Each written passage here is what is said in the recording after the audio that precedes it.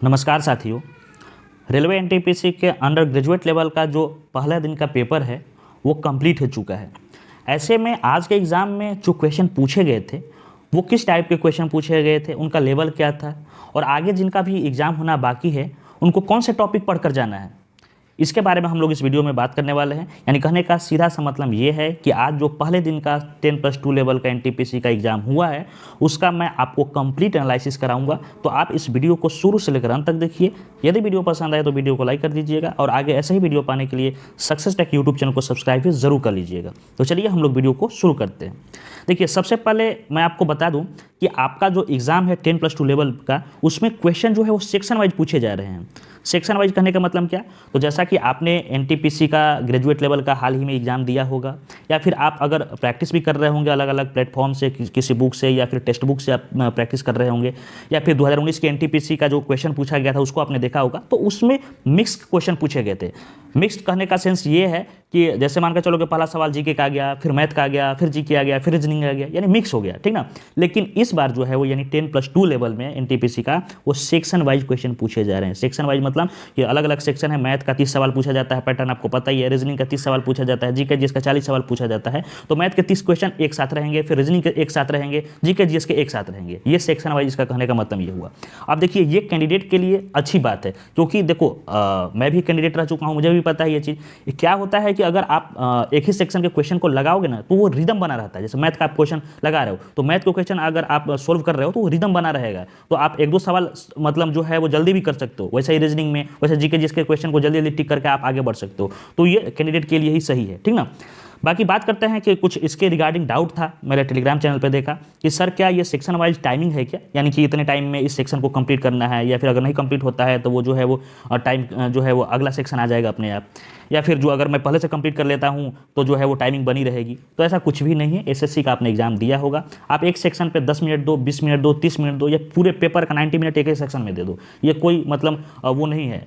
आपको जितना टाइम देना है एक सेक्शन पर दे सकते हो, जितना जल्दी से जल्दी आप बना लोगे आपके लिए फायदा रहेगा, ठीक ना। यानी टाइमिंग कोई फिक्स नहीं है, टाइमिंग निर्धारित या नहीं किया गया है, ठीक है। जैसे मान के चलो मैथ का आप सवाल लगा रहे हो, मैथ का सवाल कोई फंस गया, आपको मन कर रहा है कि चलो मैं रीजनिंग के क्वेश्चन देखता हूँ, रीजनिंग अब लगाऊंगा, तो रीजनिंग का सवाल लगा सकते हो। तो ये टाइमिंग कोई फिक्स नहीं है। यहाँ तक आपको सब कुछ समझ में आ गया होगा, ठीक ना।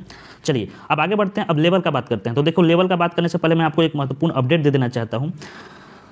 लगभग 9 से ज़्यादा परीक्षाओं के लिए 1 लाख से ज़्यादा जो है वो मॉक टेस्ट तथा 35,000 से ज़्यादा प्रीवियस ईयर क्वेश्चन और 3500 से ज़्यादा फ्री टेस्ट आपको टेक्स्ट बुक पर मिल जाएगा।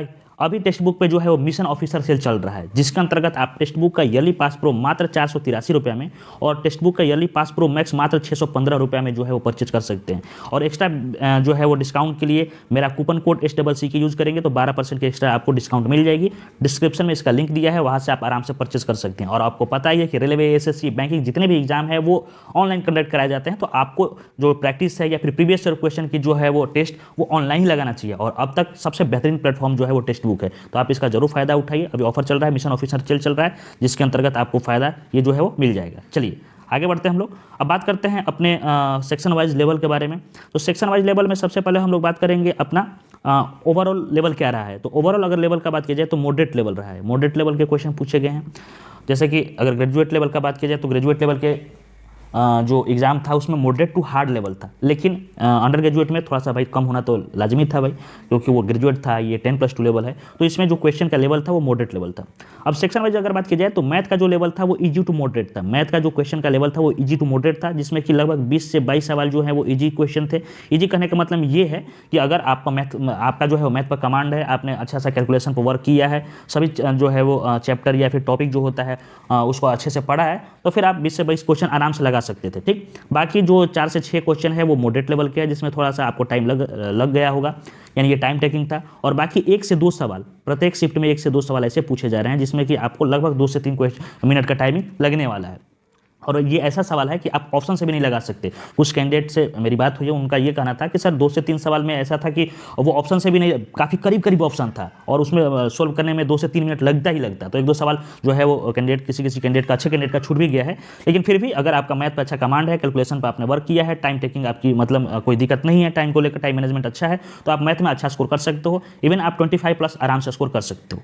बाकी रीजनिंग का बात की जाए तो रीजनिंग जो है उसका लेवल ईजी था। रीजनिंग में कोई किसी को दिक्कत नहीं हुआ है।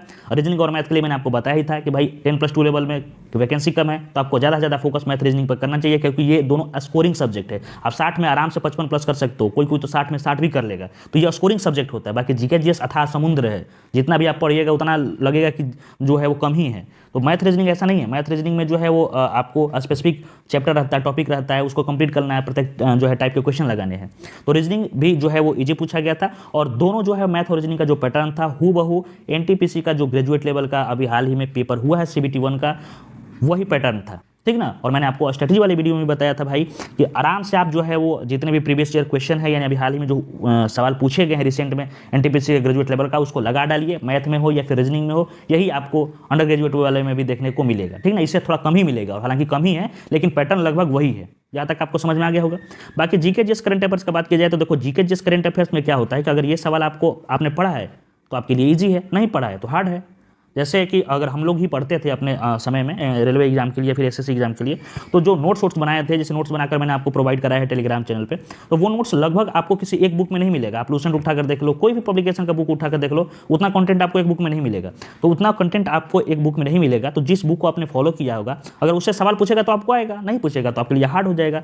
तो कहने का सीधा सा मतलब ये है कि ओवरऑल अगर कैंडिडेट का बात की जाए तो उनका कहना यही था कि सर जीके जीएस और करंट अफेयर्स का जो लेवल था वो मॉडरेट लेवल का था, यानी ग्रेजुएट लेवल जो ग्रेजुएशन वाला एग्जाम हुआ था ग्रेजुएट लेवल का एनटीपीसी का, उसमें मॉडरेट टू हार्ड था, लेकिन इसमें उतना हार्ड पूछा नहीं गया था। फिर भी 5-6 सवाल को छोड़कर आप ऐसा कर सकते हो कि मॉडरेट था, यानी लगभग 25-30 सवाल जो है वो करने लायक थे जीके जीएस में। तो यहाँ तक आपको समझ में आ गया होगा। एक चीज़ मैं अच्छे से समझा रहा हूँ, थोड़ा सा वीडियो का ड्यूरेशन भले लंबा हो जाए, लेकिन आपको समझ में आना चाहिए। कंप्लीट एनालिसिस मतलब क्या हुआ कि आपको एक चीज़ पता होना चाहिए, ठीक है। चलिए आगे बढ़ते हैं। अब हम लोग बात करते हैं अलग अलग सेक्शन पे। भाई मैथ के बारे में बात करते हैं, तो देखो मैथ में अर्थमेटिक से 21 से 22 सवाल पूछे जा रहे हैं, और एडवांस से 6 से 7 सवाल पूछे गए हैं, ठीक। वही अगर चैप्टर का बात किया जाए तो चैप्टर में देखो अर्थमेटिक में जितने चैप्टर हैं उसका आपको प्रैक्टिस कर लेना है। इसमें भी मैक्सिमम सिंप्लीफिकेशन से 3 से 4 सवाल पूछे गए हैं, प्रॉफिट एंड लॉस से 2 सवाल, डिस्काउंट से 1 सवाल, परसेंटेज से भी 2 सवाल, एसआई एंड सीआई से जो है वो 1 या 2 सवाल, उसके बाद टाइम स्पीड डिस्टेंस से 2 से 3 सवाल पूछे गए, मेंसुरेशन से भी 2 सवाल, और मेंसुरेशन में ही वो जो मैं आपको अभी हार्ड लेवल का बताया हूँ ना, जो कि काफ़ी नज़दीक जो मैंने अभी आपको बताया ऑप्शन था, तो मेंसुरेशन से ही था। बाकी टाइम एंड वर्क से भी क्वेश्चन थे, एवरेज से भी क्वेश्चन थे।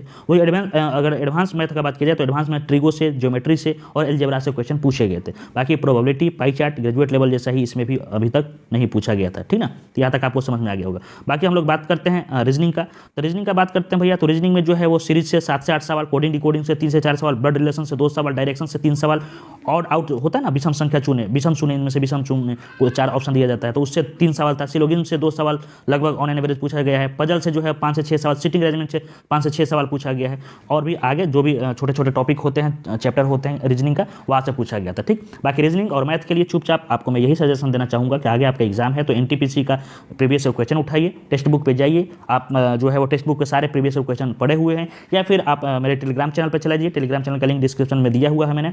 तो टेलीग्राम चैनल पर मैंने पीडीएफ भी डाला है, प्रत्येक जो है वो मैथ और प्रत्येक सेक्शन का, मैथ और रीजनिंग जीके जिस अलग अलग सबका डाला हुआ है। वहाँ से जाकर मैथ और रीजनिंग का प्रैक्टिस कर लीजिए, बस एनफ है, सफिशिएंट है, हूबहू वही पैटर्न है, ठीक ना। उससे कम ही लेवल है, लेवल कम ही है, पैटर्न लेकिन वही है, ठीक। चलो बात करते हैं कि भाई कैलेंडर क्लॉक बहुत लोग पूछते हैं, तो भाई कैलेंडर और क्लॉक से अभी तक कोई सवाल नहीं पूछा है और पूछेगा भी नहीं। ग्रेजुएट लेवल भी नहीं पूछा था, तो इसमें भी नहीं पूछ रहा है। अब बात करते हैं सबसे मोस्ट अवेटेड आपका जो है वो सेक्शन है GK GS current affairs. GK GS current affairs का अगर बात की जाए तो देखो, जीके जीएस करंट अफेयर्स जिसने भी सक्सेस टैग को फॉलो किया है, ये मैं हकीकत ईमानदारी से बता रहा हूँ, क्योंकि मैं कोई पेड बैच आगे भी नहीं बेच रहा हूँ ना अभी मैंने बेचा है। आपको पता ही है कि आगे बहुत सारा ऐसे इतना टाइम ही नहीं रहता है, इतना बहुत सारा काम है कि ये सब करने के लिए। तो इसलिए मैंने आपको बताया कि अगर सक्सेस टैग को जिसने भी जो है फॉलो किया होगा, यानी नोट्स फॉलो किया होगा, जो मैंने आपको कंटेंट दिया था उसको पढ़ा होगा, वो गर्दा उड़ा कर आया होगा एग्जाम में, गर्दा उड़ा कर आया होगा, क्योंकि लगभग जो सारे सवाल थे, जो मैंने टॉपिक बताए थे, जो आपको नोट्स प्रोवाइड कराए थे, वही से थे।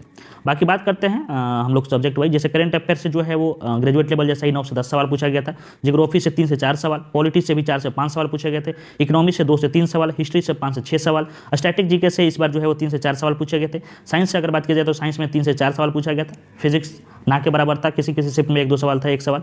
कंप्यूटर से बात की जाए तो कंप्यूटर से भी 3 से 4 सवाल पूछे गए थे, और ये जो कंप्यूटर के जो सवाल थे वो मॉडरेट लेवल के सवाल थे, ठीक। बाकी अगर टॉपिक का बात की जाए तो आप टॉपिक देख लो, स्पोर्ट्स करंट अफेयर्स आपको पढ़कर जाना है, मिलिट्री एक्सरसाइज मैंने आपको बताया था, अपॉइंटमेंट से पूछा था, जैसे चीफ इलेक्शन कमीशन के बारे में पूछा था, अवार्ड और प्राइज से पूछा था, कांस जो है वो फिल्म पुरस्कार से पूछा था, अभिमान बुकर जो मिला है हॉट लैम्प के लिए उसका अनुवादक के बारे में ऐसा कुछ पूछा था। तो ये जितने आपको टॉपिक दिए गए थे, और मैंने आपको टेलीग्राम पे फोटो भी जो है स्क्रीनशॉट लेकर दिया था, था एडोटेरिया पब्लिकेशन का, आज मैं स्पोर्ट्स करंट अफेयर्स का दे दूंगा, उसको पढ़ लेना। तो यानी कहने का मतलब यह है कि अवार्ड प्राइज, अपॉइंटमेंट और स्पोर्ट्स करंट अफेयर्स, अगर इन तीनों को अगर बात की जाए तो 2 2 4 1 5 5 क्वेश्चन तो डायरेक्ट यहाँ से पूछेंगे ही पूछेंगे आपको। और अगर आप इकोनॉमिक डाटा जोड़ लो, इकोनॉमिकल जो डाटा है उसको जोड़ लोगे तो एक, यानी 6 करंट अफेयर्स तो आपके प्रत्येक शिफ्ट में इन्हीं टॉपिक से रहेंगे, award prize, sports current affairs और इकोनॉमिकल डाटा। तो इनको पढ़कर आपको जाना है। आप किसी भी पब्लिकेशन के बुक से पढ़ रहे होंगे, आप सब में दिया होगा, हालांकि मैंने एडोटेरिया वाला भी आपको प्रोवाइड करा है और स्पीडी भी होगा।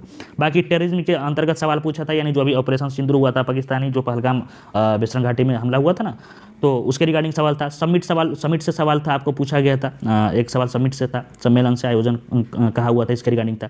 इंडेक्स से सवाल पूछा गया था। उसके बाद अगर बात किया जाए आर्टिकल और अमेंडमेंट ग्रेजुएट लेवल में पूछा था और इसमें भी पूछा जा रहा है। तो बबुआ आर्टिकल और अमेंडमेंट जो है वो पढ़कर जाना है। ये दोनों वीडियो मेरा देख लेना, देख लोगे दोनों वीडियो ना, ये महत्वपूर्ण अनुच्छेद, और ये तो पूरा 1 से लेकर 395 को तो मैंने पूरा ट्रिक से ही याद कराया है। तो अगर इसको देख ले, तो अगर आपके पास टाइमिंग है तो इसको पूरा देख लेना, तो आर्टिकल याद हो जाएगा। और इसमें मैंने आर्टिकल और अमेंडमेंट यानी संशोधन दोनों को याद करवाया है, और इससे बाहर आपको एग्जाम में नहीं पूछेगा, इससे बाहर आपको एग्जाम में नहीं पूछेगा।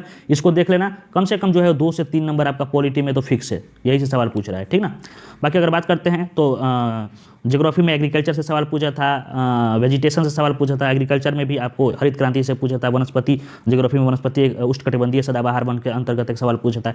केमिस्ट्री में एसिड बेस से सवाल पूछा था। डिजीज में आपको पूछा था, यानी बायोलॉजी में डिजीज यानी रोग होता है ना, उसके रिगार्डिंग एक सवाल था। मेडाइवल हिस्ट्री से सवाल था, जिसमें कि इब्न बतूता के रिगार्डिंग एक सवाल था। उसके बाद संगम काल के अंतर्गत संगम साहित्य पूछा था, संगम लिटरेचर के अंतर्गत। उसके बाद आपको जियोग्राफी में जो है वो आपको जियोग्राफिकल जो डेवलपमेंट है इंडिया का, जिसके अंतर्गत हिमालय आ गया, पर्वत पहाड़ियाँ आ गया, ये सब जो है वो उसके बारे में पढ़ना है। अकबर के रिगार्डिंग एक सवाल पूछा था, शायद सुलह कुलनीति के अंतर्गत किसने चालू किया था, तो वो पढ़ लेना है। उसके बाद बैटल, पानीपत का बैटल के रिगार्डिंग सवाल था। शॉर्टकट की एक शिफ्ट में पूछा था, Ctrl+S, CTRL+S, Ctrl+X के रिगार्डिंग सवाल पूछा था।